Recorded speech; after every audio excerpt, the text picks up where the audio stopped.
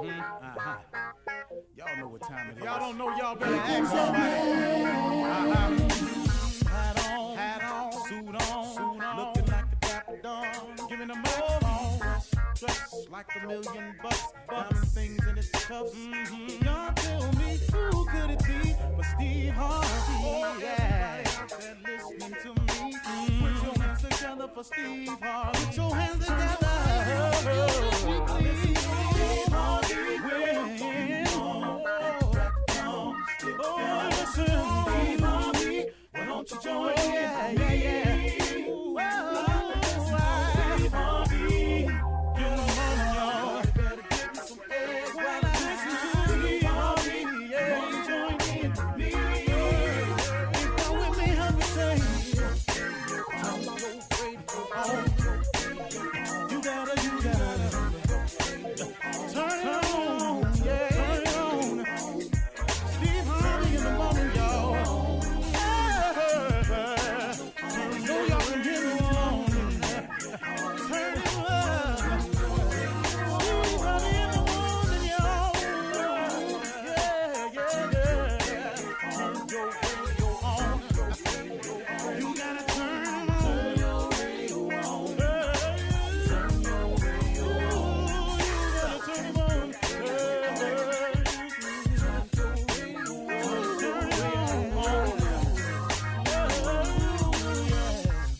Turn them up. Steve Harvey got to turn them out. Got to turn them out. Steve Harvey turn them on in the morning, y'all.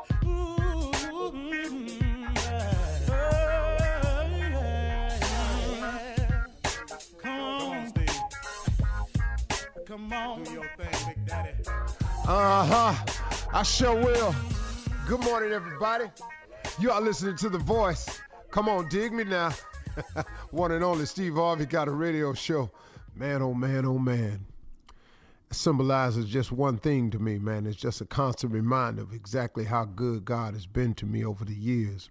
And I thank him for it too, because I realize every day that I wake up that I would be nothing without him. That everything I am that's any good in me, I owe to him. Now, have I made some mistakes along the way? Yep. Bunches and bunches. And will I continue to make mistakes along the way? Yep. Not as many, hopefully, as I have in the past, because a lot of stuff I know better now, but you're still going to make mistakes. Now, hopefully I've limited the amount of intentional errors in my life. I've wiped quite a few of those out. But from time to time, because we're human, we're going to make a mistake every now and then. The trick with it is, y'all, is not to let the devil deceive you into thinking that once you make that mistake, that's it. You can't do it. You've fallen off the wagon. You can't reboard it. That's the biggest trick that he uses. He makes you think that if you keep stumbling, that you can't run the race. It kind of reminds me of a marathon runner. From time to time, I watch them on TV, and you'll see some people who finish the race, in a nice pace. You see people finish the race sprinting towards the finish line. But every now and then, you'll watch a marathon, and you'll see a runner, and the runner is in really, really bad shape. The key is they finish the race. See, you don't get disqualified in the marathon because you stumble. They don't take your opportunity to finish the race because you keep falling. That's not the key. The key is finishing. And a lot of times what the devil does is he makes you think that because you keep stumbling, because you're swaying from side to side, that, you out the race. Well, that's not the case. And in this thing called life, let me help you understand something. Everybody falls. Nobody sprints to the tape in this one. Nobody just runs free and clear. There's some people running faster than you and all like this, and some people going to get to the end before you. Let them go ahead. And when the end come, the end come. I ain't in a rush to get to the end. But in this race, though, when you're stumbling and you're falling, it's a part of it. No one gets through this race without stumbling and falling, swaying from side to side. So don't let the enemy deceive you into thinking that it's over. I try to be encouraging to people because I don't want people to get stuck on this thing, and my walk is very different from a lot of people's walks. And then I know a lot of people who walking in faith the way I'm walking in faith. But my thing in the morning is just to remind those that it's not a perfect walk, man, that it's not something that's set up where you're going to be skipping through life scot-free without any pitfalls. I keep saying it over and over and over again because, like I said, when I was in D.C., my boy Hondo said this to me, and it just kind of stuck with me, that the road to success is always under construction. You have to figure and count on the setbacks and the pitfalls, but it's those people that fight through will be the victors in the end. You cannot give up, man. Stop going somewhere and sitting down every time something goes down. It's going to go down. It's a part of it. It's going to happen. It's going to occur. There are going to be setbacks. If you go and sit down every time there's a setback, that's not how this works. It is designed that way. If success were easy, everybody would be successful.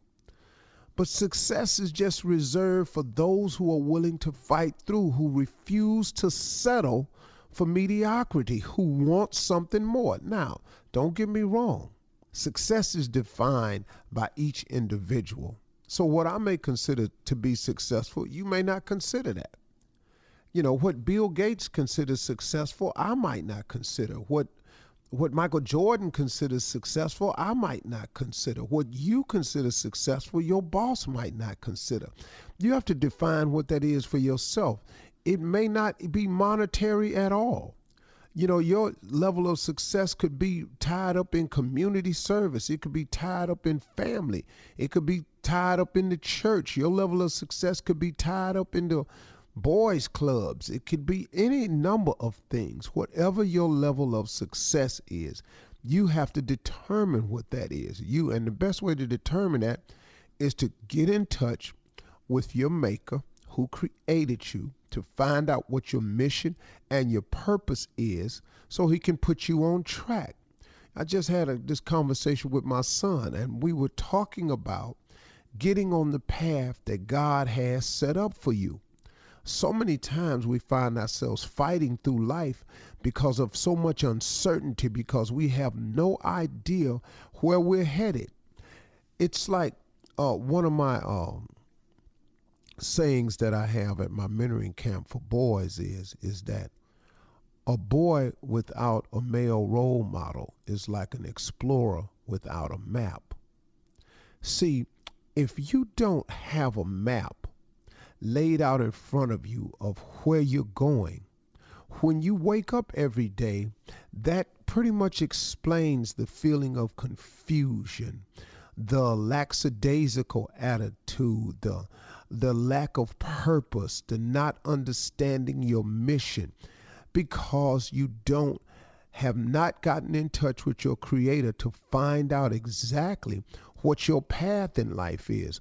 What are you supposed to be doing? The moment you can identify that is the moment that you get started waking up with purpose, with the sense of direction, when you kill the sense of I don't know what's next or what to do. Now, there's going to be some confusing moments no matter what happens. There's going to be some uncertainty, but at least you'll know where you're going. So if you're tired of waking up feeling lost, abandoned, confused, don't know what to do, don't know what you're supposed to be doing, refer back to your maker. Because when he created you, he had a plan for you. When he created you, he had a path for you. Now, we've made some decisions to get off of both of those, the mission and the path, but God can get you right back on track. Do that today. Ask him what you're supposed to be doing. And listen, God has all the answers if you form the relationship, okay? You're listening to the Steve Harvey Morning Show. Ladies, gentlemen, people from all around the world, this show today is dedicated to people who debate on what the greatest sport in this country is. Is it more fun to watch baseball, basketball, or football? Those are who we're dedicating today's show to, sports fans who prefer one sport over the other. Good morning, Shirley Strawberry. I know to you it don't matter at all. Thank you. Someone knows me on this show. Good morning, Steve. Oh, what's going on, Shirley? I'm sorry. Oh, you blacked out again? I'm talking about totally. Call it for real. We just got here. Good morning. We just got here. We can't be blacking out. What's up? Junior. Morning, football it is for me. Wow. Hit somebody. Well, I agree. I like watching football better than all of them. The World Series. I like watching basketball during the playoffs. Yeah.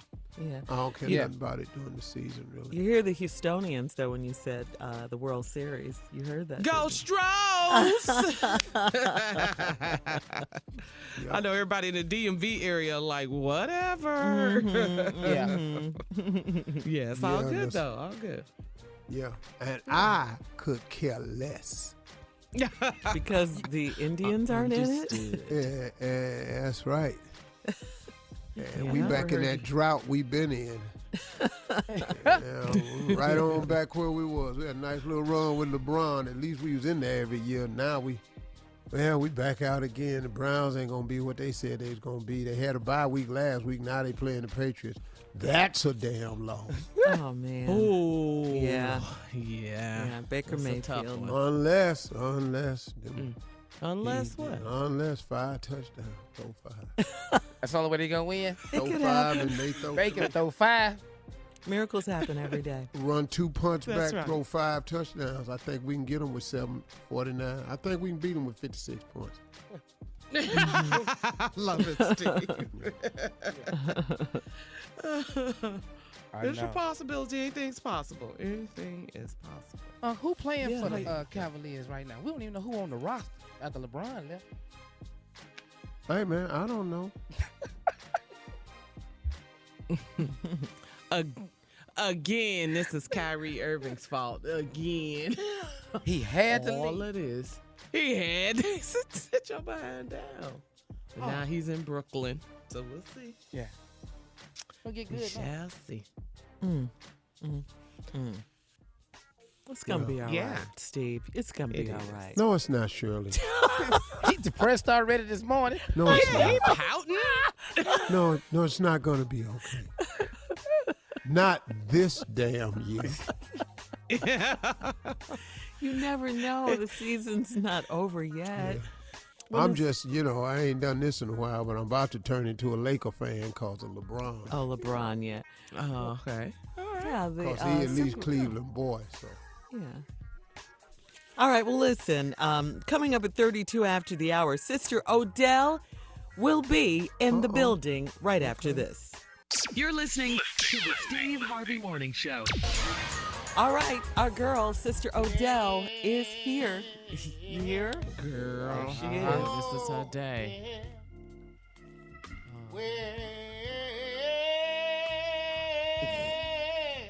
I mean, holding it. Just well, though. Yeah, well. Oh, well, I'm as well. You better well it. I'm talking about How wailing. many different ways can you say well? I love it. How well is you?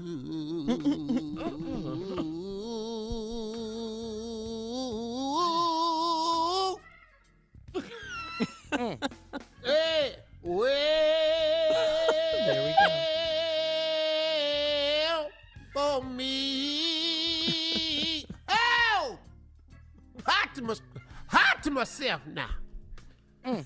Lord, that got good to me. All is well. Good morning, everyone. Morning, Sister Morning. Odell. Hey, boy, Junior. How you doing, Sister Odell, this morning? Wonderful. Hi, Carly. Hey, Sister Odell. How you doing? Beautiful, beautiful. Good morning, Shirley. Well, good morning, Sister Odell. Well, where's the stupid boy? Oh, Tommy? I mean, who? Yeah. It didn't take you long. You tried to act like you. Who, Tommy? I mean, who? You know who? Oh. Where's Luke at? Luke. Oh, that's BJ. Oh. Luke. Oh. You know, he's all done now, Sister Odell. You know, that's why I gave him a nickname, you know. Cancer Luke is free. in the Bible. Mm-hmm. Yes, it is. Mm-hmm. That's a healing. Mm-hmm. Yeah, he was a doctor. Yeah, he was a doctor. You're right. Put that together. Heal. Jesus. What's going on? Well, Sister Odell, I'm so glad you're here because I don't know if you've seen it or not, but there's a new movie coming out that I know you are going to be one of the first people at the theater to see. Have you Well, seen what is the movie? Have you seen the trailers for Harriet? There's going to be a movie about Harriet Tubman, yeah, Sister it is. Odell. Girl, wait. Yes, ma'am. It looks good. It Yes, ma'am. looks, don't it? Yes, ma'am, it does. Don't it? Ma'am. Lord Jesus, you know they consulted me for it. Did they now? Yeah, I did consultation work with it. Oh, Consultation work. because and why did they come to you again? Cause I ran with Harriet. Oh, that was your girl. Homie. Just go. Not homie. One and only homie. Yep, I'm the one stole the gun and gave it to her. That's where she got the gun from. Oh, Well. Stole it right Little out of known Mr. facts. Gilmore's holster. Handed it to her, said, just put a cap in anybody's ass, try to turn back. She said, I sure will. I sure will. Ain't had to shoot nobody. Scared a bunch of them, though. uh-huh. But she ain't had to shoot nobody. Her hair was something. But yeah, I'm going to see that girl. Oh yeah, that's going to be a good one. Yeah, that looks good. It does. Yeah, and this is like one of the first times, you know, that this kind of movie has been made. Yeah, they don't, you know, they don't feature us much, you know, but we were strong in history. Yes. It's more powerful sisters in history don't nobody know about. That's right. That's Yes, right. Gertrude Bingham. That girl right there. Gertrude Bangle. Gertrude Bingham. Who was that? Sister Odell? She actually taught Bessie Ross how to sew. Wouldn't even have no flag if it wasn't for Gertrude. Bessie Ross, white woman, ain't know how to sew at all. She had made a quilt, and Gertrude said, "Yeah, ain't nobody finna fly that." Ain't nobody. Our flag was going to be a quilt. You understand? That was Gertrude Bingham. It's a Black History Month. You need to know about black women. Girl, they was special. Schoolers. It's a whole lot of things. Aunt Jemima. Oh, She a real person? who's on the Yeah, pancake she's a lady, real you mean? person. You thought she was just a bottle? Yes, sir. You stupid. You thought Aunt Jemima was just a bottle. Yes, ma'am. Boy, you just as stupid as you want to be. Have you ever had her pancakes, Junior? And syrup. And the Yeah. syrup? Yeah. That ain't what she famous for. For the She- pancakes? That's right. She was the first person to make a biscuit. A biscuit? Oh. Mm-hmm. I didn't That's know what that. she was famous for. She flattened them out for white people because, you know, their lips were thin. They couldn't get around the biscuit. You know what? So she flattened them out. Flattened them out and turned them into pancakes. We had to invent pancakes for white people. Oh. Oh, okay. That's why they nicknamed them flapjacks, because they had small lips. And if they'd have had flapjacks, they'd have been able to eat a biscuit. Okay. We Black just people learned was a eating lot them biscuits, today. and white folks said, I sure want one of them, but couldn't get them little ass lips over the biscuit. So she mashed it down and made a pancake, and they started. Then they gave her syrup and everything, and then that, well, the rest is history. Wow. I'm there it feeling, is. like I it's just learned February something. already. I'm trying to tell you.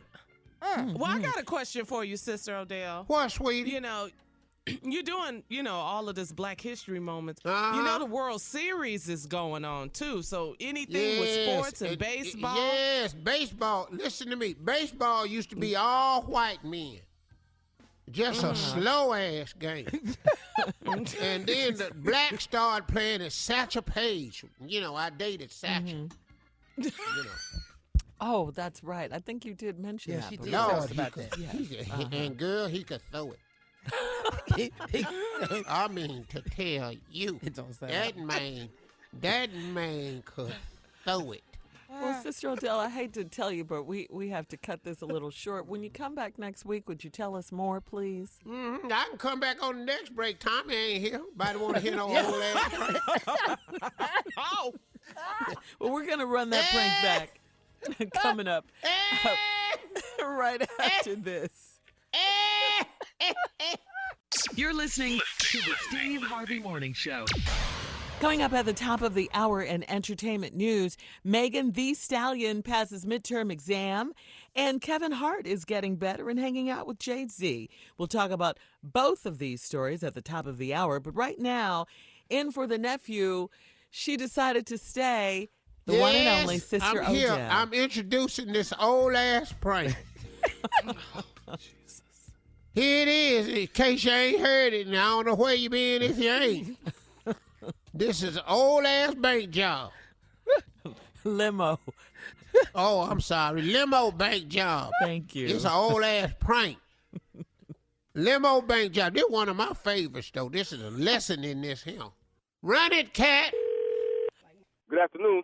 How can I help you? I'm trying to get Cecil. Yeah, this Cecil. Hey, Cecil, one of my boys gave me your number, man. I'm trying to get a car service for tonight. Okay, listen, this is my personal number. Do you have the main number? Man, I keep calling the main line, but ain't nobody answering. I done called that about 6-7 times. It keep rolling over to to a voicemail or something. Okay, brother. What's your name? My name's Tony. Okay, listen, Tony, I got a customer in the back. Let me get them handled. Can you got a few moments? I'm going to hit the drop off. Let me get the dough for him and all that. You want me to call you back? Hold the phone. All right? Okay, cool. All right, thank you. Have a good evening. All right, Tony? Yeah, what's up? Yeah, now, you saying you called the main line and you just keep going to voicemail or something like that? I keep calling the main line, but, you know, I know I'm calling at the last minute, dog. I'm trying to get a car for tonight, man. Okay, what you need? Listen, we got the SUV, we got a sedan or two. We got a couple limos, white or black. What you need? If I could get like a black limousine, be cool. Okay, we got that. What time? Where I'm picking you up? What time? What it costs, for an hour? Because all I need is an hour. Well, it's $65 an hour, but we only do 3-hour minimum. The first 3 hours. 65. Okay. Yeah. Okay. See, so all I need is an hour, man. Really, like 45 minutes. So, do you think they'll work with me? Well, you can't get them, so you're dealing with me. Let me see. I tell you what. I'll do you for $150, and I'll take care of you. But now I want you to know, I'm going to let them know everything. So I got to have either credit card or receipt or something on the cash to let them know, because I'm not no crooked brother. I'm going to let them know everything that I'm doing. Will that work for you? 150. I can give you 150 when you pick me up. That's no problem then. Where am I picking you up and at what time? All right, I'm at 98 Village Drive. 98 Village Drive. Okay, 98 and where am I taking you, sir? I'm going downtown on Capitol Street. Downtown to Capitol Street. All right. And what time am I picking you up? You could get me like at 11:45 tonight. That'd be good. 11:45. Okay. That's 45 minutes. 2 an hour you're going to need. 11:45. That makes it I see 12:45, 12:30, 12:45. Okay, good there. Let me see. And downtown Capitol, what? You didn't give me an address. I don't really know the address. I'm going to Bank. Bank downtown, all right? Right. Can I ask you something, Tony, right? Yeah. I'm not trying to get in your business, and we don't ask questions usually, but a bank at night's going to be closed. I mean, you're not going to work because I got to take you back. So you're dropping off to somebody, something like that, right? No, I ain't dropping nothing off. I'm picking something up. See, what I need you to do is this right here. I'm going to go in there, and I'm going to be in there probably like about 15 minutes. But when I come out, man, I need you to have the car running, and we need to get out of there. Wait a minute. You asking me to run you down to a bank at midnight, and you picking something up at midnight, and I got to be ready to go when you come out. Me and my boys, when we come out of there, when we get back in the back of the limo, I need you to put the pedal down, man, and let's get out of there. Look here, young brother. Well, how old are you, man? I'm 24. Yeah, that's what I figured. Look here, man. It sounds like you're into some kind of shady. I don't do that, brother. Hold up, man. You a driver, dog. Your job is to drive. If you pick somebody up, first of all, you ain't supposed to be asking nobody where they going, what doing. You're supposed to drive. Okay, let me stop you. What I'm telling you is, man, once we come out the bank, drive. Let me stop you. That's why I'm driving. Instead of working somewhere else driving, because I was ignorant like you at one time. Now, let me tell you something, brother. I don't know your business and really don't care at this point in time. I'm not doing no crazy like this here. Brother, let me tell you something, man. What you need to do is get your young into some type of training school or something to find yourself a job. You're going to go down there and them going to blow your brains out. Hey, I ain't really trying to hear all this right here. What I'm trying to do is pay you this $150. You drive me where I'm trying to go and you bring me back to my apartment. Brother, listen, you can't get right now. Not even no advice. You need to listen to me. That's what's wrong with you young now. Y'all crazy. Get rich right all overnight type. Boy, you need to slow down because they got some.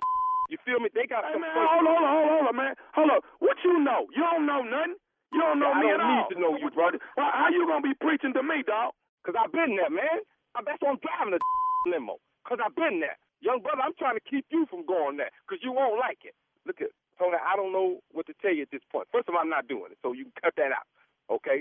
Now I'm thinking of you and all the other young brothers that do this dumb You watch too many of them movies or something. Brother, you need to get your straight because they got a place for you. Bro, let me tell you something. They read my mail, I read it. Anything my mama told me, they didn't want me to know, they cut it out. Do you feel me? They looked at me every night when they wanted to. Fed me garbage that I had to eat or die. You ain't ready for that, man. You ain't ready for why think he got your name. You brothers don't know what's going on out here. You got it too easy. See? Now you talking about going down there robbing the bank. You ain't no bank robber. You don't sound like no thug over with a limo. The way you going, you ain't making nothing because they will blow your young away about their paper. You don't understand that. And you so ain't ready for no jail. Can I say one more thing to you?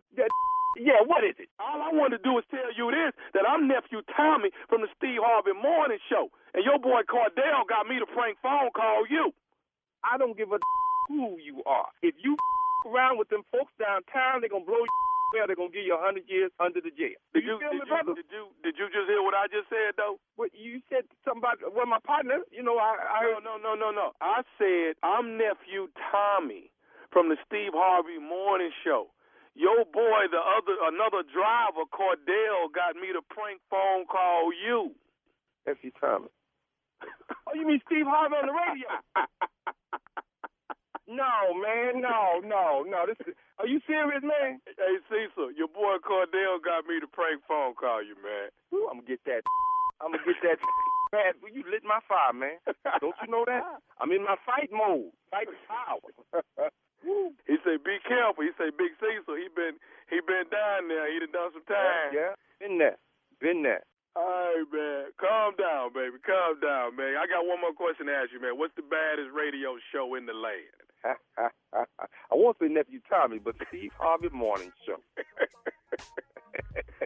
I got you, baby. Me and your boy Cordell got you. Yeah, well, I'm going to get him. If I ever meet you, brother, I owe you one, too. So they'll do Tommy after the prank. Wait, I'm finna do Tommy. Yeah. Huh? Huh? Did I do it? Oh, yeah. Yes. Did I You're do the it? king of pranks. You're the king of pranks. Give it to me. Yes. Huh? Give it to you. Ha! Ta-ta-ta-ta-ta-ta. Huh? I'm not doing Tommy. All right, thank you, Sister Odell. Coming up at the top of the hour, sweetie. entertainment and national news right after this. You're listening to the Steve Harvey Morning Show. In today's entertainment news, congrats going out to Meg Thee Stallion, who just aced her college midterms. That's really good news. She's a Texas Southern University student. She responded to one of her Twitter followers who wished her good luck on her test, tweeting back, "I passed." That's all the proof Meg's fans needed, that the hot girl summer has turned into a hot girl semester. Meg is majoring in healthcare administration and dreams of opening assisted living facilities in her home city of Houston, Texas. All right. Go ahead. Got a lot of she's Houstonians actually on this smart. show. Yeah. This girl is smart. Very. Yeah, I've looked at the absolutely. picture and I'm absolutely disgusted What do you mean you're disgusted? What do you mean? because I do not like women and rappers that make me feel this way. Why don't she take her ass somewhere and sit down? She bad, though. Boy. That girl's bad. That's a bad girl. Yeah. Ooh, that She body. got body and brains. And she know it. Dog, that's right. a combination Beauty right and there. Mm-hmm. Yeah. She go to TSU. Come on, Yep, girl. You a yep, college yep. student. Doing Yep. it big. I love it. Aced her exams. Congratulations going out to Meg the Stallion. Lord Jesus. All right, I've and never other got an entertainment. Huh? A. I've never got an A, but in gym. Once they start doing gym at school, my grades went downhill. PE. PE, right? All right, in other entertainment news, our friend Kevin Hart. Kevin Hart has been spotted out and about after getting into that major car accident last month. Kevin was at a restaurant in Beverly Hills on Monday night alongside Jay-Z, Leonardo DiCaprio, and sports agent Rich Paul. He was out to play poker in a private room after dinner. Kevin appeared to be in good spirits at the restaurant and kept his hoodie up, talking to his friends while standing. This is great news right here. This is great news. That's good to Yeah, hear. go He's ahead, been through his Kev. rehabilitation, and now he's out and about. So that's great news. Congratulations, Kevin. When is Megan going out to eat? Meg the Megan Stallion. Thee Stallion. I'm just really appalled. You want to meet her out there to tell her about No, I herself? don't want to meet her or nothing. I don't. Not at all. We have no reason to meet. None whatsoever. As a matter of fact, I am praying right now that we never meet. I don't want to interview her or nothing. Standing right here. None of the above, huh? Oh, that's funny, Steve. Uh-huh. But that's good news about Kevy Kev. Yeah, I'm so That's happy good. for him. Yeah. It's Glad better he's news on the that mend. Megan aced that damn midterm. That's what you really ought to be congratulating people on. About to Would get you down say- because would you Kevin say was out with a focus? hoodie on. Give this girl her due for passing this midterm. We didn't give her enough love, Steve. You sure ain't. What is you talking Megan, about Kevin out Megan, with a hoodie on? Megan. Kevin got money for more than a hoodie. He could have wore a cowboy hat. Kevin ain't aced no damn midterm. What are we talking about this for? We supposed to be promoting female empowerment. Yes. Oh, man. Lord, how Women much Crush power this Wednesday. girl. Hot girl semester. Yeah. Yeah, it's hot girl summer. Yeah. She started all of that. Yeah. Yeah. We don't So need to you be good talking now, about Kevin. Steve? We might be able to get her on the show and congratulate her. No, we're not.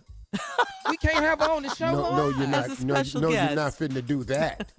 All right, Steve, it's time to get the latest on today's headlines. Let's And that's go. what we need to do is go do this news with Miss Ann. Thank you, Miss Ann. Yeah, I'll take it from you, Steve. Thank you. This is Ann Tripp with the news. This is, this is not bad news, but it's not good news. In Alabama, now a $6,000 reward is being offered for information leading to the whereabouts of an adorable little black girl who vanished from a birthday party in Birmingham over the weekend. Police say the 3-year-old Camille McKinney, her nickname is Cupcake, she was last seen while attending an outdoor party where her parents and other family members were also. The FBI and other law enforcement still believe the child is alive. Now their search has widened to surrounding states. Meanwhile, the Birmingham police chief appealing to the public for help in finding little Camille. So far, 2 persons of interest have been taken into custody. They're looking for this third person that's seen on video that seems to be near him, another man. On Capitol Hill yesterday, a U.S. envoy to Ukraine told House investigators that President Trump did, in fact, want the release of U.S. military aid to that country in exchange for the Ukrainian president agreeing to look for dirt on Joe Biden and his son. The top U.S. Ukrainian official, William Taylor, described what he said was a shadow policy for domestic and political reasons.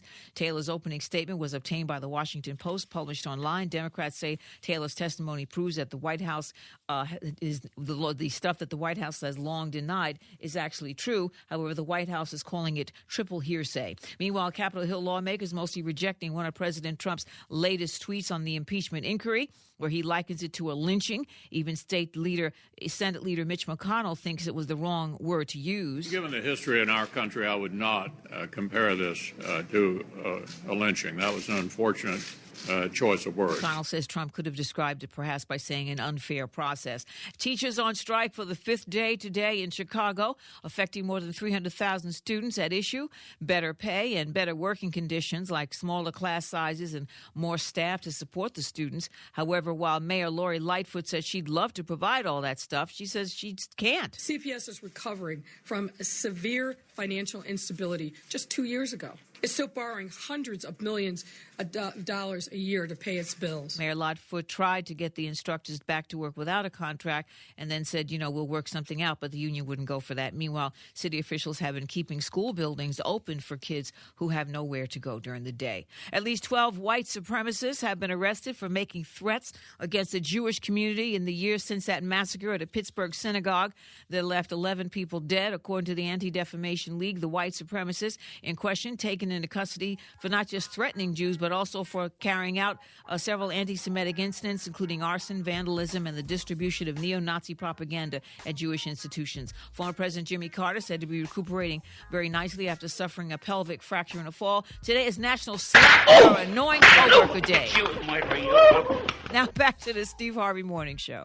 You're listening to the Steve Harvey Morning Show. In trending political news, President Trump referred to the impeachment proceedings against him as a lynching. Oh, boy. In a tweet yesterday, sparking outrage for using such a racially charged word to describe his political predicament, Democratic Congresswoman Alexandria Ocasio-Cortez, AOC, is outraged and said the president is using the word lynching to rile up his base, no matter how divisive it is to the country. Now, why would he pick that word? Because he doesn't care. He doesn't care. He will do anything. He thinks anything he does is okay because it applies. It's nothing like a lynching. This is not what this is. No. This is actually... An angry mob hangs you from a tree? Come on. How dare you say that? All those people who died. This is a political procedure. Mm-hmm. And then his boy, what's that House Speaker... Mitch McConnell? McConnell supported him after over 100-some lynchings in his state, and he knows what a lynching is because they've had over 100 in his state. Yeah. So I'm not impressed with any of these people. We've got to get out and vote, and I don't care what happens. We've got to turn out in large numbers. We got to win these states where we're supposed to win. I don't know what's wrong with South Carolina. I don't know what makes them such a red state. I just don't. Oh. And you're talking about Lindsey Graham, too. Lindsey Graham, he's up for re-election next year, I don't get that. Yeah. I don't get Ohio tripping the way they trip in all them rural areas, man. I get sick when Mississippi has no business voting Republican. None. They do nothing for you when they get in office. Last in education, last in jobs. They do nothing for the state of Mississippi, except take care of the politicians so that they get richer. The state of Mississippi suffers like no other state when it comes to funding and everything. Education, everything. How can you possibly keep voting for people who do nothing for you? That's amazing to me, man. Yeah, you can't or believe not the hype. voting. Yeah. Or not voting, in the local elections. Or not being interested. I mean, that goes for everyone, right. This apathy. Everywhere. You got to get involved, get in the game.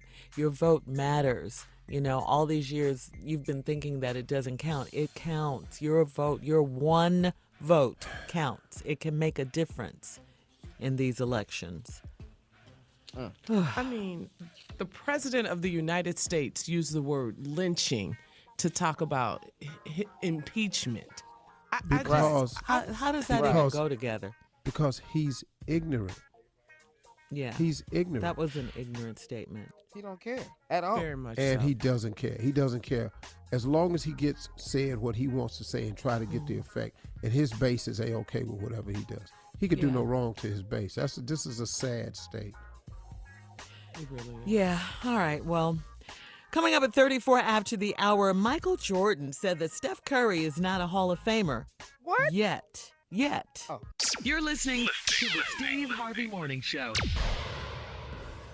Okay, yesterday we told you the great news about Michael Jordan opening 2 clinics in North Carolina for the underprivileged in that community. Right. Well, during an interview with Craig Melvin from the Today Show, Craig asked Michael Jordan about basketball, of course, and who were his top 4 choices to be in a pickup game. Take a listen to this. If you could pick 4 guys for your pickup team, 4 guys that you play anybody else with, Hakeem Olajuwon, Magic Johnson, Scottie Pippen, and James Worthy. That was 6 years ago. Lots happened in the league in 6 years. Would you keep the same 4? In a heartbeat. When I'm going in the trenches, I played against and with all these guys. I'm going with who I know. Every single night, that responsibility to go out there and represent greatness every single night.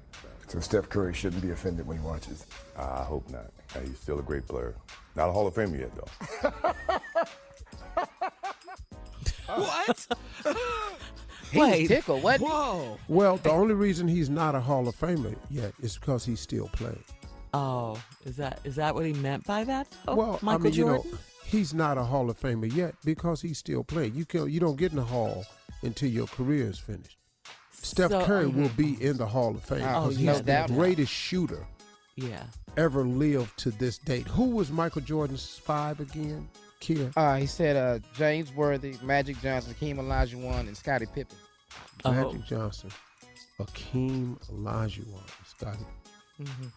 And James Worthy. And James Worthy, yeah. That's hard. Why you say that up? Because let me tell you something. All his contemporaries. Dog, listen to me. They play it deep. Yeah. And they come to war. Yeah. Magic Johnson, one of the greatest competitors to ever live. He gonna bring the ball up the floor. Ain't nobody stopping that.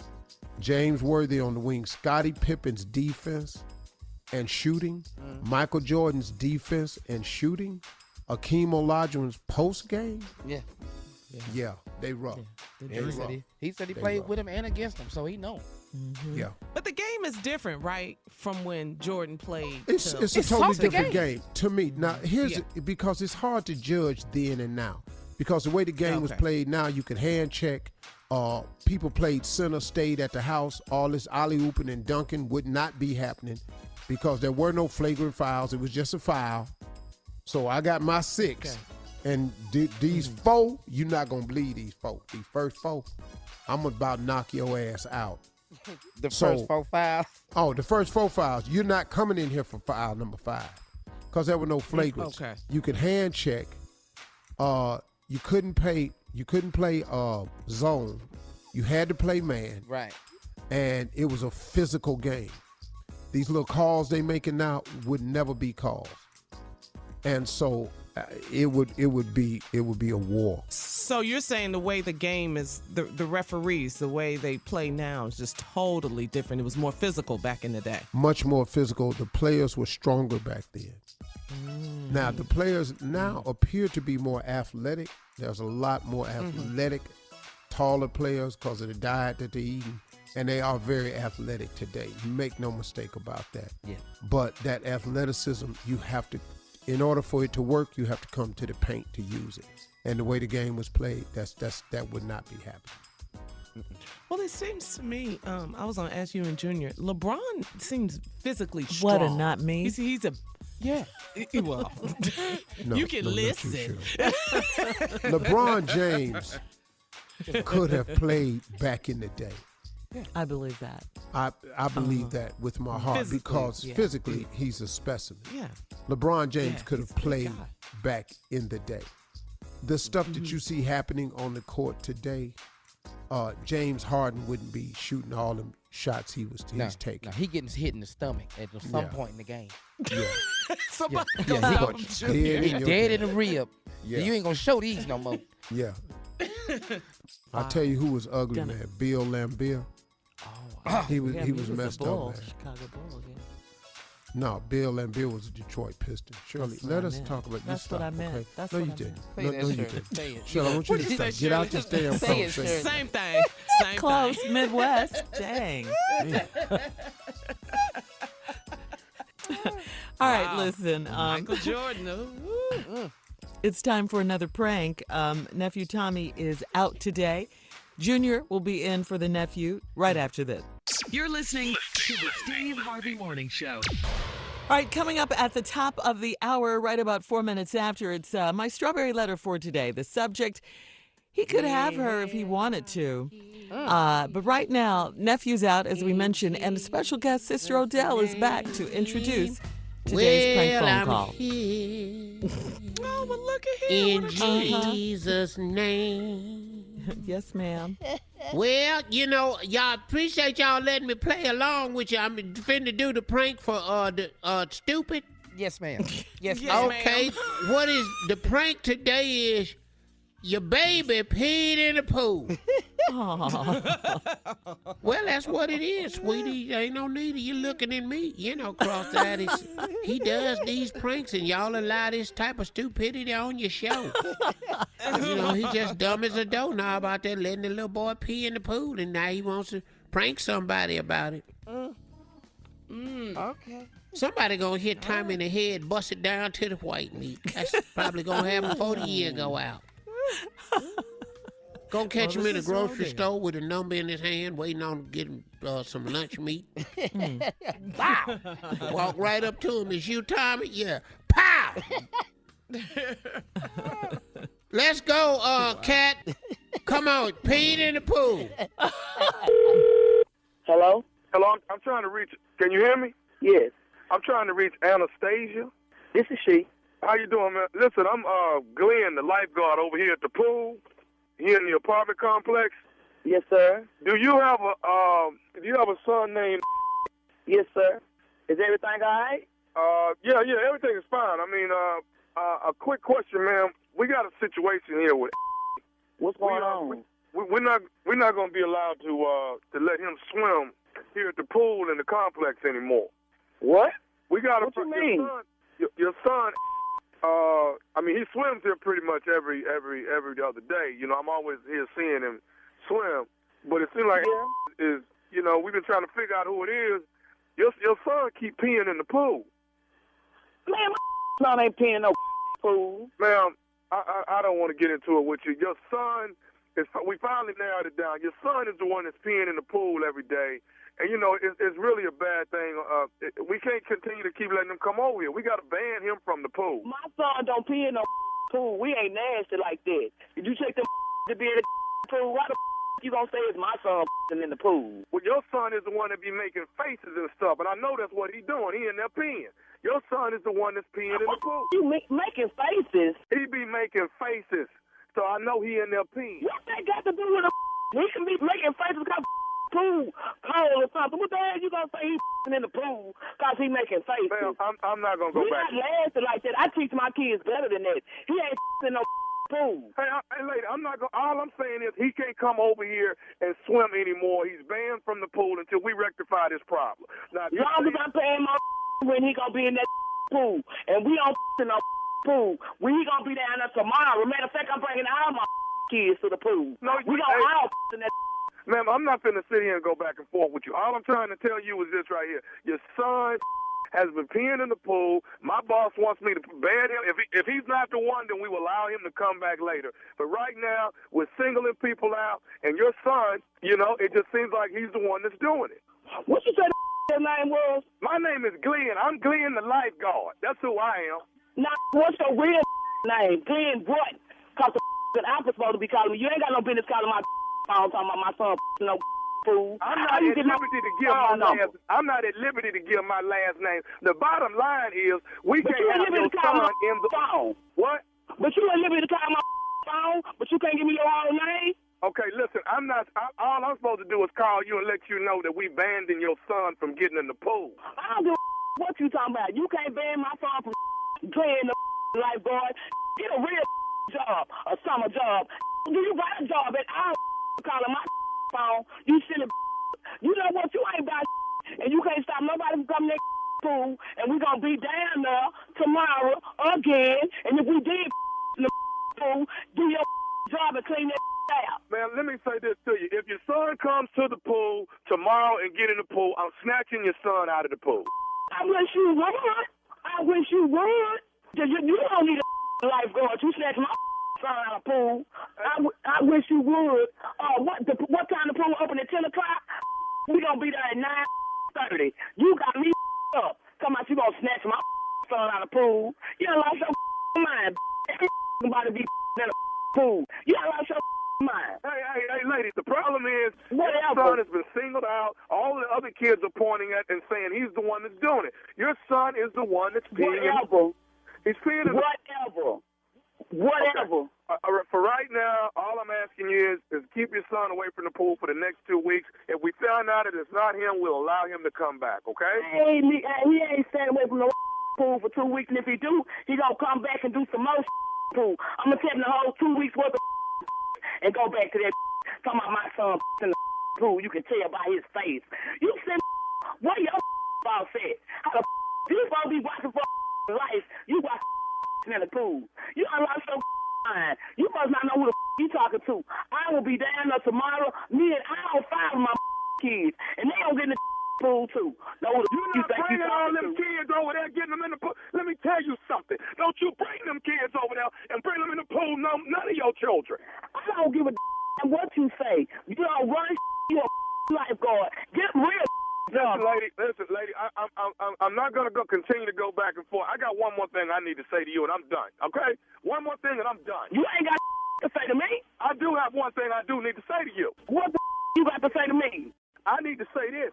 This is Nephew Tommy from the Steve Harvey Morning Show. You just got pranked from your homeboy. You.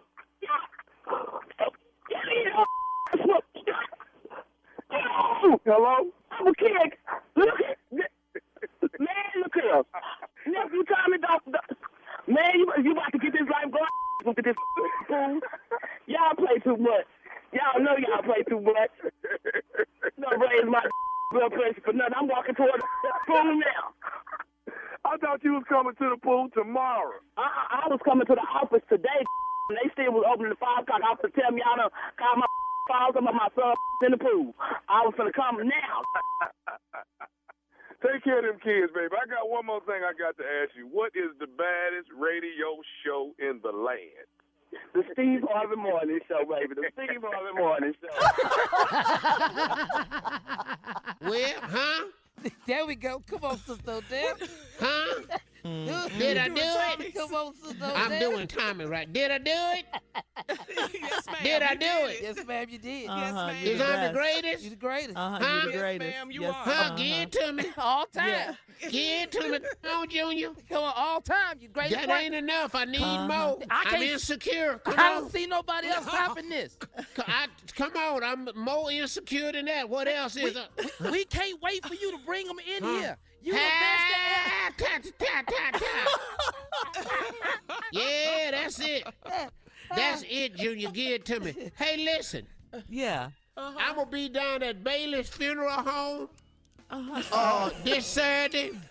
On Sunday, I'm going to be at the Waco donut shop. And on Sunday, I'm not going to church Sunday. I'm going down to the beach at Corpus Christi. I'm baptizing some Mexicans down there. Okay, yes, ma'am. Well, thank you, Sister Odell, and for Tommy today. Coming up next, it is the Strawberry We're Letter. We're going to do the baptism. Just want you to know in the shallowest part of the pool. Got to be able to bring them back next. Quick because of weight conditions, you know. Coming up next, Strawberry Letter subject. He could have had her if he wanted to. We'll get into it right after this. And the way I baptize people, Shirley, I don't like hold them and lay them back. I just push them. We'll be back right after this. You're listening to the Steve Harvey Morning Show. Time now for today's Strawberry Letter. And if you need advice on relationships, work, sex, parenting, dating, and more, please submit your Strawberry Letter to Steve Harvey FM and click Submit Strawberry Letter. Hey, Shirley. Yes, Steve. Today, Sister Odell is going to do the letter. Oh, she is? Mm-hmm. Oh, okay. We're having a special Sister Odell Day, she said. Sister Odell Day, yeah. This is going to be great. Oh, gosh. You think? All right, we could be reading your letter live on the air, just like we're going to read this one right here, right now, with Sister Odell, our special guest. All right, ladies and gentlemen, it's that time for the Strawberry Letter with my good friend, Shirley Strawberry. Thank you, Junior. I appreciate it. We are good friends. Subject, he could have her if he wanted to. Dear Steve and Shirley, I have a friend that can be self-centered and a bit loose when it comes to men. We have been friends for 13 years, but I've never had an issue with her until recently. She likes to flirt with other women's men and boast that she can take any man from his woman. I just never thought it would happen to me. I started seeing a new guy, and he invited me to a house party, so I invited my friend to meet us there. My friend met my new guy, and we all had a good time. My friend worked the room and got several of the guys' attention. She even danced with my guy for a hot minute, and he said that she was really cool. After the party, we went to an after-hours spot to eat. We were all tipsy, so we took an Uber. My guy sat up front, and I sat in the back with my friend. On the way there, my friend was on her phone the entire time, and I saw her locking in someone's number, but I didn't pay that much attention to it. When we got to dinner, we got to the diner, they sat side by side in the booth, and I sat across from them because he said he wanted to look at me while we ate. My friend started getting flirty with my guy, and she rubbed his head and touched his thigh. I knew it was time to take her drunk behind home before I caused a scene. We dropped her off at home first. When she got out of the Uber, she told my guy that she would be in touch. I was shocked that they exchanged numbers. I was furious with him, but I didn't say a word. I just gave him a really crazy look. He said it's totally innocent because he could have had her right then and there if he wanted her. Now I'm confused about who I should be mad at. I haven't talked to my friend since that night, and I told my guy that I don't trust him. What should I do about this? Who was wrong? Well, unlike your guy says, this is not totally innocent. They exchanged numbers right under your nose. Your girl broke the code, and you know which code I'm talking about. I'm talking about the girlfriend code here. She was flirting with your man, talking with him on the phone, rubbing his head, touching his thighs, sitting side by side with him. And this guy, I'm not even going to call him your guy or your man right now because I don't believe your man would be acting like this. I just don't. Exchanging numbers so sneakily in front of your face, and then for him to say he could have had her right then and there, I just think it sends the wrong message to you as his girl, you know? I mean, what did they think they were doing, and why? What was necessary? I mean, you know what kind of person your girlfriend is, but you didn't expect your guy to be so invested in this.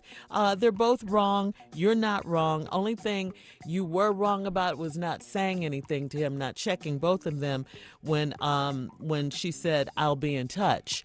All right, this is crazy. I mean, you know, people don't even try to hide cheating anymore, I guess. They just do it in front of people, and I guess that's okay when they do it in front of each other.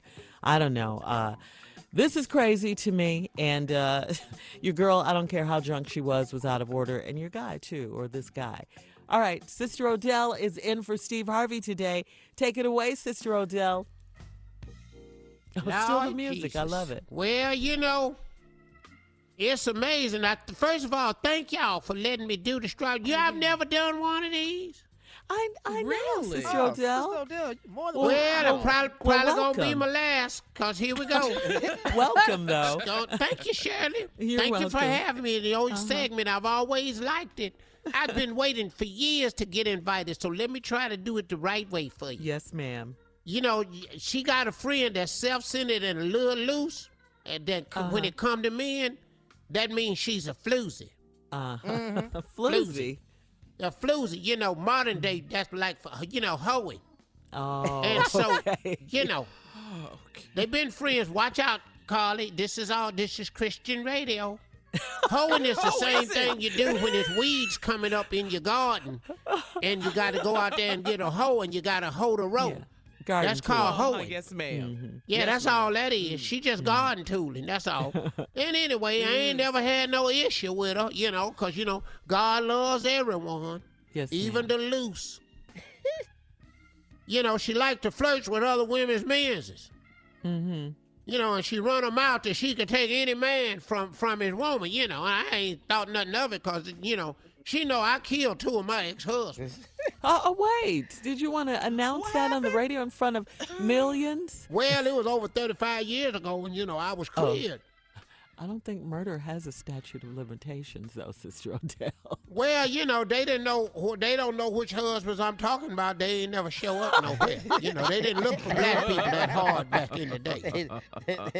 Just black men missing, just whatever. Okay, back to the letter. Thank you. Yeah, we're doing the letter. Carly, just let me work, sweetie. You might get a lot of emails and tweets and things about me doing this letter. Steve need to learn something. That wasn't me, Sister Odell. I know, sweetie. It was probably, I figured it. But we'll stop there and come back, and I'll tell you more about hoeing. Garden tools, getting weeds out your rows of corn. We'll have part 2 of Sister Odell's response to the strawberry letter. In for Steve, coming up at 23 minutes after the hour, right after this. You're listening to the Steve Harvey Morning Show. All right, come on, Sister Odell. Let's recap today's strawberry letter. Sister Odell today is our very special guest. She's in for Steve. Subject, he could have had her if he wanted to. Thank you. I like that white man y'all had. Oh, Dave? Mm-hmm. Oh, yes, ma'am. Of course, has anyone told him that he is white? No, ma'am. Because I seen him at Sandy Soul dressed just like a soul man. Had a little hat on, and I said, well, go ahead on now, David. He's a player. Anyway, this woman got this friend that's loose, floozy type. They've been friends for a long time, and she always bragging, she can take a man from any woman. And, she ain't think nothing of it, especially, she figured she wasn't talking to you. And then you started, the woman in the letter started seeing this new man. And they got invited to a house party. This is a poor letter right here. No one does house parties. This is obviously a poor-ass letter. So who does that anymore? Ain't nobody throw the rent party. I ain't been to a rent party since '69. So they had a house party. And I invited my friend to meet us down there, the floozy. Yes, and my friend met my new guy, they was having a good time, and, she was walking around hoeing like she always do, working the room, and she got all the man's attention, because she dressed nasty. Had all the cleavage out and everything, had on the little red harlot dress. Harlots love red. Had red lipstick, red fingernails, heifer. High shoes with the red bottoms, but them ain't real red bottoms. She does her red bottoms with a can of Krylon paint. She don't have the money. Oh my God. Yeah, she don't have the money for Chrissy Lubis. So she spray paints the bottom of her shoe. Chrissy. Yeah, have it all over your rug in your house and everything. It's just trifling. Ooh. And so anyway, after the party, we went to an after-hour spot to eat. See, once again, this in the hood. Ain't no what is an after-hour spot to eat. That's Denny's. Denny's is not an after-hour spot, and neither is IHOP. But now they over Bailey's house eating fried chicken and everything. And so they went to an after-hour spot. Bailey? And they was all tipsy, so they took. There's some moped mess right here. People has cars. My guy sat in the front, I sat in the back, and on the way there, my friend was on the phone, and I saw her locking in somebody's number. I ain't paying no attention. They go to the diner, and they sat side by side in the booth. I sat across from him because his line ass said he wanted to look in your eyes. Right. Well, he can't look in your eyes sitting next to you. All y'all got to do is turn your head. That's it. This a bunch of mess now. Now, you look over there, and this hooker is rubbing the back of his head and touching his thigh. You know what's down there in the thigh, don't you? It ain't the other thigh. I'll tell you that right now. You got his hand on the thigh. The only other thing down there ain't the other thigh. I'll tell you that. We got it. So she was rubbing his head, that the one on top of his head, and was touching his thigh. Bet that wasn't all down there. That's like that time when I blew my fourth husband, Herman. Yes, I used to rub his thigh. Lord have mercy. Girl, I used to throw him into something. I was rubbing his thigh one time at a diner, and he just turned the whole table over. So We get it, Sister I knew Odell. it was time to take her drunk behind home before I slapped the taste out of her mouth. So they dropped her off at her house, and when she got out of the Uber, she told your guy that she'll be in touch. Hell for how? Yeah. But they had exchanged numbers. Mm-hmm. I gave him this crazy look and everything, and he said it was innocent, and they both of them was looking kind of crazy, and I said it's innocent. Then he told me he could have had her right then and there if he wanted her. Whoa. He told you what? That's bold. Yeah, that's something right there. He could have had her right then and there if he wanted to. Well, I told you at the top of the ladder she was hoeing. So who couldn't have had her? Anybody in the room could have had her. He talking about could have had her right then. I told my guy I don't trust him. Then he talking about he looking crazy. He could have had her. Well, I tell you what, you ain't gonna be the first one to have her. You probably gonna be the 46th one. You be one of the presidents. Cut her loose or kick her ass before you cut her loose. Really, Sister Odell? She touched a man's thigh. She wasn't down there looking for the other thigh. Kick her ass. Yeah. Cut all his tires up. Carly, you with me on this? Because ain't you split a man's tire before? We gotta go, Go Sister down there Odell. and split all his tires and put some sugar in his tank. Thank you, Sister Odell, for filling in. We appreciate it. We really do. You can post your comments on today's Strawberry Letter. Letter. And start driving for Uber. And the next time they call Uber, you drive over there, pick his ass up and run him right over. Post your comments at Steve Harvey FM on Instagram and Facebook, and check out the Thank y'all Strawberry for Letter. having me. Bye. No, Yeah, thank bye, you, Sister Odell. Check out the Strawberry Letter podcast on demand. Now, coming up at 46 after the hour, Steve will be back, and he's going to tell us what it's like to give away checks right after this. You're listening to the Steve Harvey Morning Show. All right, so Steve, you're back now. Tell us about your day yesterday. You had a day in the life of actually going to people's homes and giving away Publisher Clearinghouse prizes. What was that about? Well, I have a relationship with Publishers Clearinghouse. Yeah. And y'all should register. You really should, because these are real people that's winning this money. And they are genuinely That was going to be my shocked. question, Steve. No, it's not a setup. Real? It's not a rig. What's crazy is this is the first time they've had a person like myself who's recognizable. So when they go up to the doors now, people stick their head out and they say me, and they be hollering, Family Feud is here. Hey, this ain't Family Feud. Family Feud at your Half the house. people think Family Feud here. Something about Clearinghouse money. But man, I'm telling you, it was so good, man. So a lot of us, we've been giving away this special thing that we're doing for $10,000. Now we're starting this. We're doing the other part of it now. I just cut the drops for it. We're about to give away $5,000 a week for the rest of your life. Are nice. we allowed to sign up? Even though we work everybody with you? can sign up. Can't no relative of mine win, but I they would think we lazy. couldn't My either. damn relatives don't have to sign up because they already getting it from me. They already have Publishers Clearinghouse. I am they publisher, but I'm telling you, man, it's like really, really cool, man, and it's like some really people that's coming to the door. This lady that we gave this money away to, she came to the door, man. She was so in need of the money.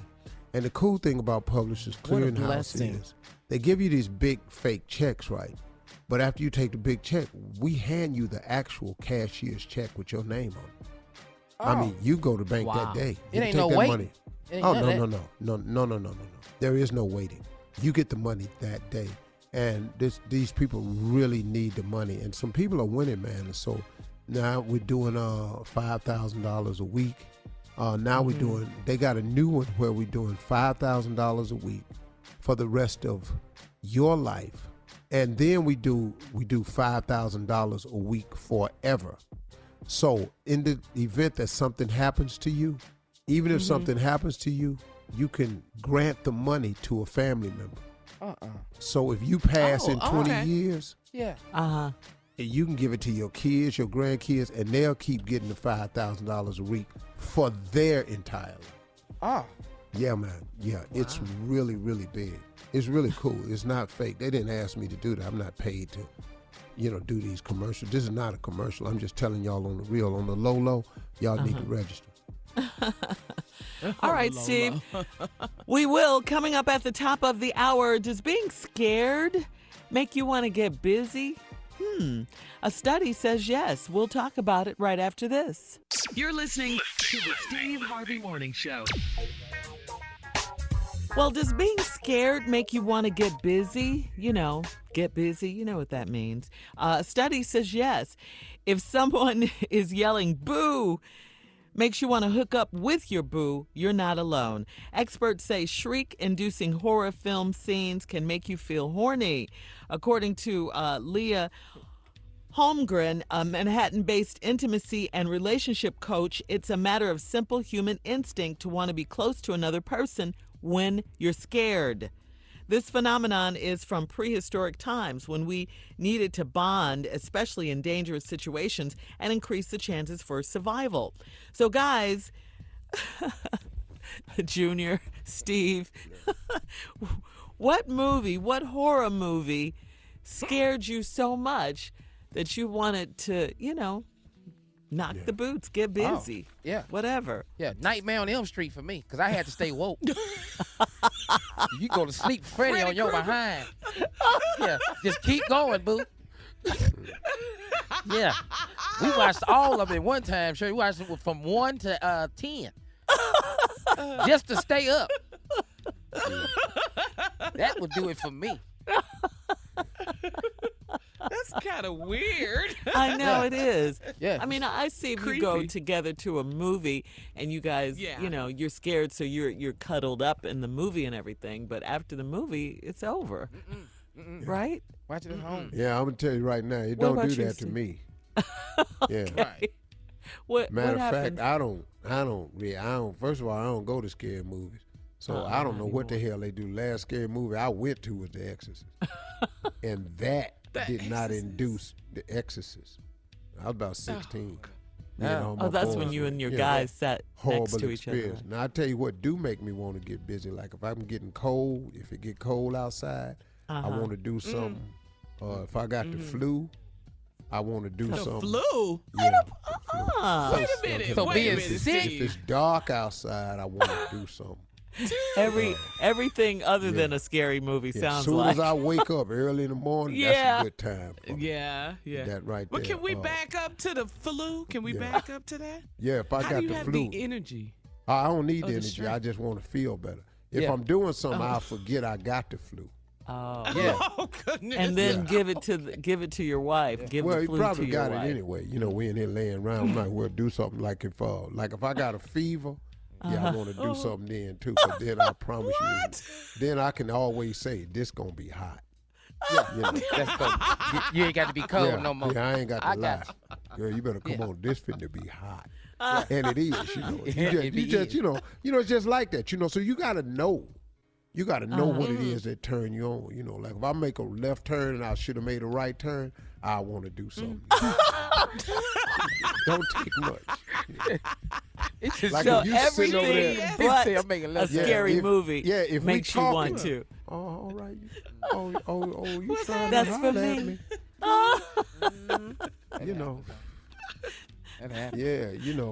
I love how you give us insight into men's thinking. Yeah, like if I'm standing there talking to you, and you know how you just blow sometime because you from a side like, but you like blow your hair a little bit up in the air. That'll get you done too. Yeah, probably gonna get you done. Yeah, I want to holler. It don't really take much, is what you're saying. That's exactly right, Junior. Yeah, like if you outside and you playing sports or something like volleyball, and a mosquito bites you on your ass and you slap the mosquito. That'll probably want to do something. Yeah, I'm gonna want to do you. Yeah, I want to holler at you then. I know you were smacking. I know you were smacking that for me. I know. That had nothing to do with a mosquito. I'm just telling you how men are. It don't take much. It don't. Like if I have a sickle cell crisis and y'all call me, I'm probably gonna want to do something. Yeah. What? In pain. Yeah, because he's sick. Yeah. Somebody need to care about me. Sick ass pain, Oh God. Yeah. All right. Thank you, guys. Coming up, more music, more fun, more thank ignorance. I know. You know, if The you Steve say, Harvey Morning hey, Show. how you doing today, sweetie? That's it. That's it. Sweetie. That's it. She want me. More of the Steve Harvey Morning Show coming up right after this. You're listening to the Steve Harvey Morning Show. Looks like Nicki Minaj is officially off the market, ladies and gentlemen. Congratulations going out to Nicki Minaj. Yeah, she announced that she and Kenneth Petty, who she's long referred to as her husband, have tied the knot. Nicki shared her exciting news last night with an IG video showing matching Mr. and Mrs. mugs and black and white baseball caps that had bride and groom written across the front. She captioned it, Onika Tanya Mirage Petty, 10/21/19. So, congratulations. I mean, really. Yeah. Yeah. And cool. Nicki Minaj is her because she wants to be Yeah. a mom and all that. That's Yeah, cool. and she looks happy. You know, she really looks happy. Yeah. Some sad news. That's happy news, and congratulations to them. Some sad news, though. We were really rooting for this couple. But Monica, the singer, she is single. She split from her ex-NBA player Shannon Brown. Her divorce was finalized at a Fayetteville, Georgia courthouse yesterday. The judge granted the request for a divorce and allowed Monica to go back to using her maiden name, Monica Arnold, legally. Try to Yeah, read that is right sad. there, like what Uncle was saying earlier. That's probably gonna make me want to do something. Yeah. What? Yeah, Talking about divorce. marriage and divorce? Well, divorce definitely push you out there. a Put little. you out there, right there. Yeah. Had me out there a while. All right, coming up, more of the Steve Harvey Morning Show and some trending news Hey, coming up at Shirley. 33. Huh? Yeah. Trending news make me want to do it too. Can't stand him. That's breaking this I'll news tell in you here. what. Yeah. Be back with this ignorant show right Girl, after you this. better gossip. You're listening to the Steve Harvey Morning Show. In today's entertainment news, congrats going out to Meg Thee Stallion, who just aced her college midterms. That's really good news. She's a Texas Southern University student. She responded to one of her Twitter followers who wished her good luck on her test, tweeting back, "I passed." That's all the proof Meg's fans needed, that the hot girl summer has turned into a hot girl semester. Meg is majoring in healthcare administration and dreams of opening assisted living facilities in her home city of Houston, Texas. All right. Go ahead. Got a lot So of she's Houstonians on actually this smart. show. Yeah. This girl Yes. is smart. Very. That's a What's she bad girl. Yeah. Ooh, that She body. got body and brains. And she know it. Dog, that's right. a combination Beauty right and there. Mm-hmm. Yeah. She go to TSU. Come on, Yep, girl. You a yep, college yep. student. Doing Yep. it big. I love it. Aced her exams. Congratulations going out to Meg Thee Stallion. Lord Jesus. All right, I've and other never got an entertainment. Huh? A. I've never got an A, but in gym. Once they start doing gym at school, my Sis grades Ed. went downhill. PE. PE, right? All right, in other entertainment news, our friend Kevin Hart. Kevin Hart has been spotted out and about after getting into that major car accident last month. Kevin was at a restaurant in Beverly Hills on Monday night alongside Jay-Z, Leonardo DiCaprio, and sports agent Rich Paul. He was out to play poker in a private room after dinner. Kevin appeared to be in good spirits at the restaurant and kept his hoodie up, talking to his friends while standing. This is great news right here. Man. This is great news. That's good to hear. Yeah, go He's ahead, been through his Kev. rehabilitation, and yeah, now he's out and about. So that's great news. Congratulations, Kevin. When is Megan going out to eat? Meg Thee Megan Stallion. Thee Stallion. I'm just really appalled. You want to meet her out there to tell her about No, I herself? don't want to meet her or nothing. I don't. Not at all. We have no reason to meet. None whatsoever. As a matter of fact, I am praying right now that we never meet. I don't want to interview her or nothing. Standing around here. None of the above, huh? Oh, that's funny, Steve. Uh-huh. But that's good news about Kevy Kev. Yeah, I'm so That's happy good. for him. Yeah. It's Glad better he's news on the that mend. Megan aced that damn midterm. That's what you really ought to be congratulating people on. About to Would get you down say- because would you Kevin say was out with a focus? hoodie on. Give this girl her due for passing this midterm. We didn't give her enough love, Steve. You sure ain't. What is we talking about Kevin out with a hoodie on? Megan. Kevin got money for more than a hoodie. He could have wore a cowboy hat. Kevin ain't aced no damn midterm. What are we talking about this for? We're supposed to be promoting female empowerment. Yes. Oh, man. Coming up, our last break of the day and some closing remarks from the one and only, the very enlightened Steve Harvey at 49 minutes after, right after this.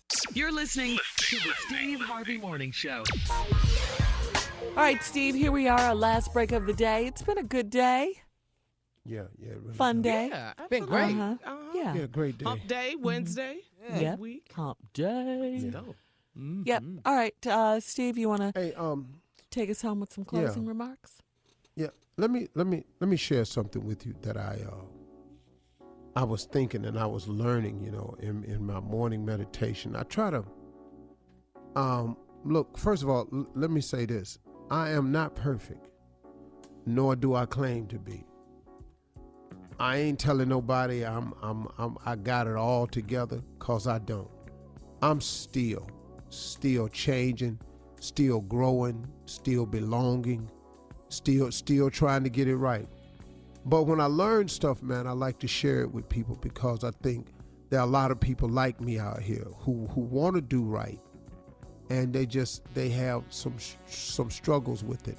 I was struggling with the Lord's Prayer for a while. You know how you say it, and you say, "Thy will be done on earth as it is in heaven." You're actually asking God to allow his will to be done in your life the same way he got it up in heaven. But the thing of it is, do you know the thing that I was fighting against? Because, there's such a tug of war in the average person's mind when it comes to a relationship with God, or when it comes to even doing the right thing. It's such a tug of war. You got the forces of evil and the forces of goodness at battle all the time. You got the God in you that wants to do the right thing, that has a conscience, and then there's this devil who tries to get control of your thoughts and your minds to keep you from doing the right thing. So we're all constantly in this battle between good and evil, right and wrong. In other words, we're all facing temptation on some form, shape, fashion, or level. The thing of it is, though, what I was doing by not wanting to give myself to God, or to allow God to have a bigger presence in my life, you know what was the biggest tug for me? Because I thought that God was going to turn me into some Bible thumping, door knocking, up in people's face, trying to make them see if you didn't see it my way, you was going to hell person. And I didn't want to be that. And I would just thought, because those are the things I don't like about people of faith, or so-called Christians, or religious people. I don't like that you got to see it my way, or there is no way. So I didn't want to be turned into that. And so I didn't want to submit myself to that type of change.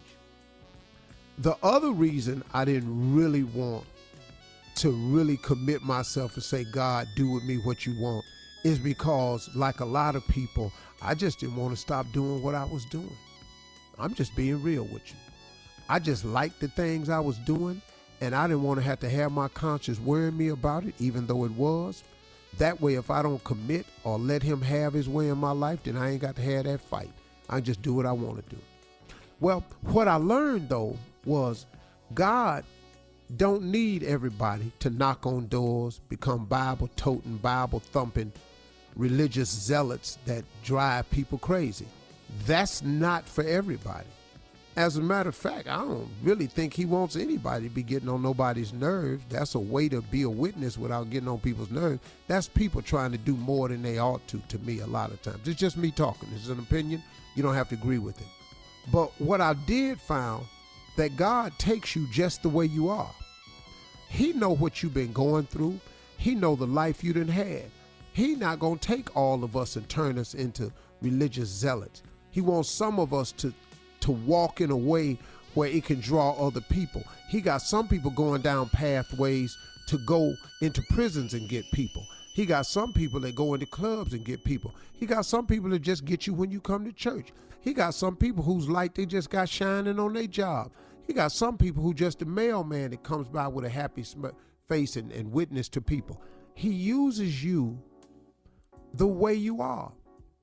He can turn you into something no matter what. So when I finally said, okay, God, go ahead, man. I done messed my life up pretty good with all these ignorant decisions I've made, because he gives us the power of the choice. And because he gives you this awesome power of choice, it comes with an awesome responsibility. And a lot of times I was just messing up with this power of choice because I was choosing the wrong way. So when I finally said, okay, God, what you want to do with me? What I found out was the person that God was turning me into, I kind of liked it. And you know why? Because God kind of let me still have the stuff that I liked about me. I enjoy my sense of humor. My sense of humor is not for everybody, but I enjoy it. I laugh. I make people laugh. I still funny. You know, I crack myself up. I say stuff that's hysterical at times. I didn't want to get that up. I like doing nice things for people when I can afford to. So guess what he did? He let me afford to. As a matter of fact, he gave me more to help more people with. And then he set up and turned me into something that I didn't think I'd ever become. And it allowed me to have my light on in front of more people. Now I'm opened up to more ridicule, but that comes with the territory. And so I found out, man, that what the very thing I was running from, I should have been running to. Because there's a saying that I found out that said, I'm slowly becoming the person that I should have been a long time ago. I'm really kind of ticked off at myself that it took me so long to figure that part of it out. So if you're trying to figure it out, let me offer this to you. God will take you just the way you are and turn you into something far better than you could imagine. And it probably ain't what you think. So stop running, go on over there and see what he got. Those are my closing remarks. You did. Have a great week. For all Steve Harvey contests, no purchase necessary, void where prohibited. Participants must be legal U.S. residents at least 18 years old unless otherwise stated. For complete contest rules, visit SteveHarveyFM.com. You're listening to the Steve Harvey Morning Show.